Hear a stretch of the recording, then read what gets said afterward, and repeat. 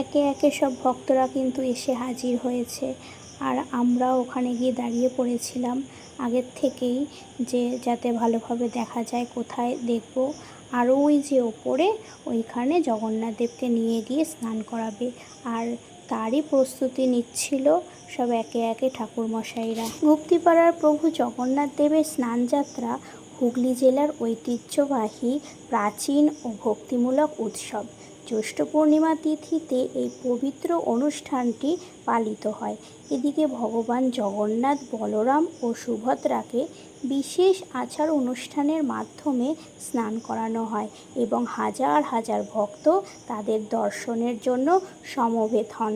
সব কিছু গুছিয়ে নেওয়ার পরে আস্তে আস্তে ফার্স্ট সুভদ্রা, বলরাম আর সবার লাস্টে জগন্নাথ দেবকে নিয়ে আসে। চারিদিকে সব ভক্তরা কাসর, ঘণ্টা, খোল, করতালের মাধ্যমে সব কীর্তন শুরু করে, আর সেই কীর্তন একভাবে চলতে থাকে।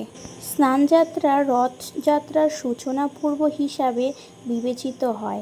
প্রচলিত বিশ্বাস অনুযায়ী মহাস্নানের পর প্রভু জগন্নাথ অসুস্থ হয়ে পড়েন এবং কিছুদিন অন্তরালে অবস্থান করেন।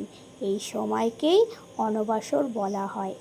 এরপর সুস্থ হয়ে তিনি রথে আরোহণ করে ভক্তদের দর্শন দেন।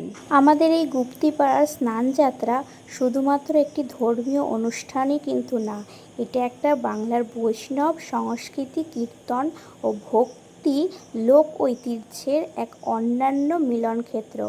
সুগন্ধি জল, মন্ত্রোচ্চারণ এবং হরিনাম সংকীর্তনের মধ্যে দিয়ে প্রভুর জগন্নাথ স্নানযাত্রা সম্পন্ন হয়।